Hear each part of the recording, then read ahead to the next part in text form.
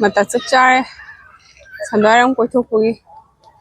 angang sanabamsu ada yam chawna lei aduga sanabado matam phangaktredi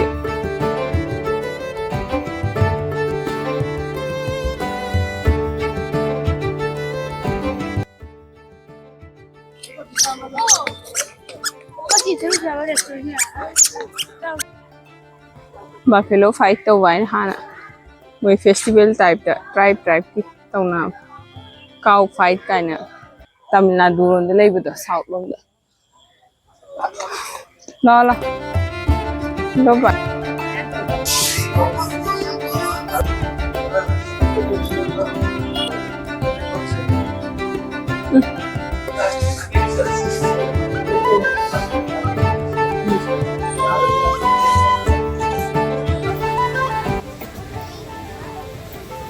chango da daga chango pulau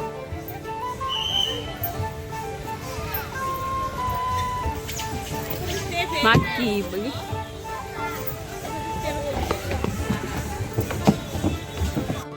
wine hani rhinoceros na tamare buffalo ngan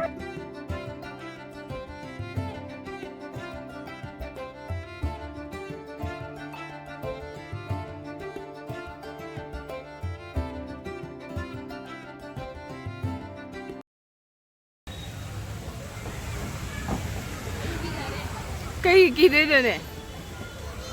kia đấy tuồng nó nào trong sao mày mang kia giờ đấy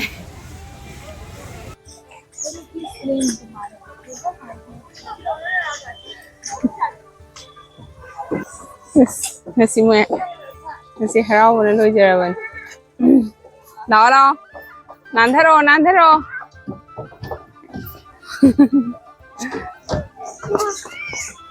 tiêm đồ cái ní sanda gì cả semuanya thầm ấy trăng bờ elephant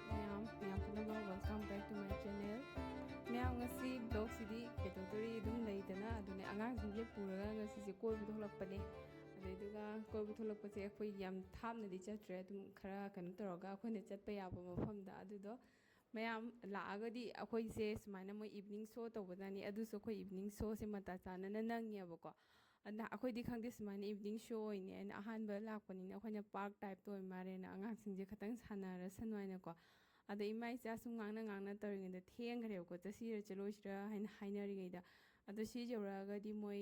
evening सिगा मोई waterfall की type दा मोई show तवे water show ma'am अदुदो चंगबो मतमदा ticket का दुम अखोइगी मी अहन वरगना लुपा कुंथ्रा दो मानेर कनो तोर लौरेब को दो गाड़ी मचा अचौब थमगना दुम टू व्हीलर गु उम्बो वरगना लुपा कुन गुम लौरे अदो अचौबगी दुमाई दुम जाम ममल दो हादि अफोर्डेबल ओबदा लौरगा दुगा मोई वाटर शो गिनी काना तोगाना पैसा लौबी गदी तौदेब को मोई हादि पुखरी टाइप सिगा अदो मोइना दुम हादि कनो संदावरम जरगा शो जे होबोय मारे आइदि अहान ब खंजरिने को सिगे से वाटर शो तौरेना अदु चलगदी अदु ngahak dum jengai masak wai dum ngahak haidi koibada dum ngahak nungai ba hai tare ko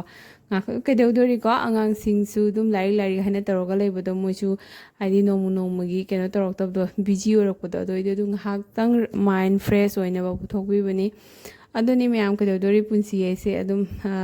ngasi sini heng sini khangdaba punsini asige siga mo adum nomu gi akhoi daily oiba busy gi schedule ma'am sina ko chathok khotok sangakta bado adai angang singju hana gi dumaina di matam do phangna yam kanna sana khona ba matam phangba habdo oide ko sunday su kaisu adudona aina dum maramak ta samai toroga angang singje he puthokpi dum ai su moi ga chamina ba oina dum khara refreshing oibado ko yumda dum haidi board halaga leibado maram ta sumana thoga di wakhal ga su khara nungai bani khosu mama oibani na kari di upai leiko ado sigai se ado moi mafam asigi manung siga moi food court ka lei mare ado food court to khodi mamselak pagi ko de aina akhoi tang chatpani ne yam kana su haidi chaning udra mafam di ko changa ko ado food court ta moina ichani pana ma kainom di chaning mane ko ado aina mamsale charanu haidana adumai toroga khoi se food court to chadraga de asigai se hang koi ra kholaga adumai toroga hadi thokle bako maram ta chatpa yaba angang ani se siga laga hadi jam nungaina enjoy toroga jeng thokre fadana ka phamma jeng thokre ado indum maram ta chatpa jaba mafam oi do mi myam su family puraga dum koi belakne bako ado myam pura koi belai do moi photo खरा copy lion elephant tortoise माने गाड़ी थम्बम कई का फजना लay गाड़ी थम्बम कसु अदुगा मता चक चारे संदारम कोइथोकपुगी अगांग सानबमसु आदा यम चावना लay अदुगा सानाबदो मतम फंगत्रेदि थेंजलाबनि अदो सानारत्र खरदि साना मी सानारि अदो मम्मेबा नुआइते अखोइसु हनबा मतम यौरे हलन तिना अखोइगे ngahakni program tawbani sigesi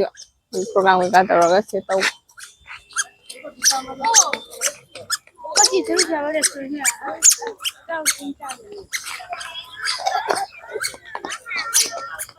ising leung la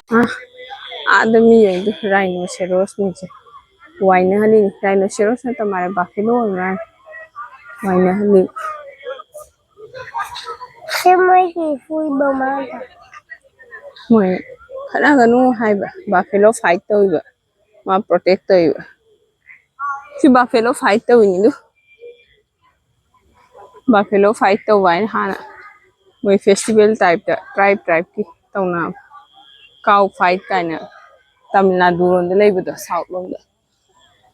ai thokke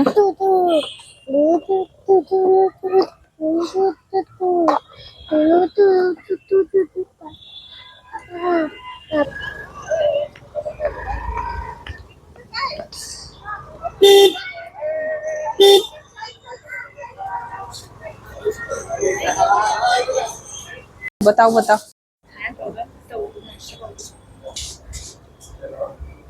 nangna derby chai do dark chocolate ai do inte padda da ko charo cha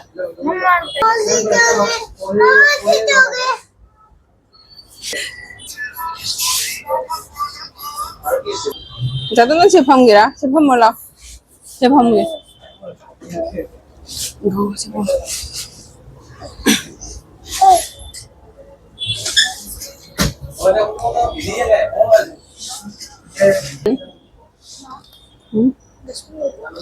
Leiben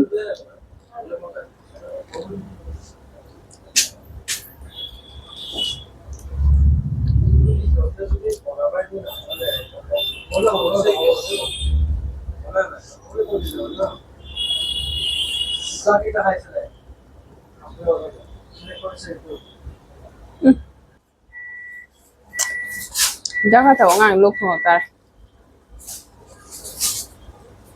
ma'am ngasi sumai toroga ngahak ko heluraga halaga thoglaga ma ngasai chage habado si thoglaga khara road mapan da lei ado si keno siga changa chare bakery siga ado sumai toroga ngasi imai chagi khara moi su khara puthoe harau binaba admai toroga si imai cha sumai toroga matam le minare ma'am makha ta na mo mathangi blog ta munarasi snow ma'am na channel se khatang support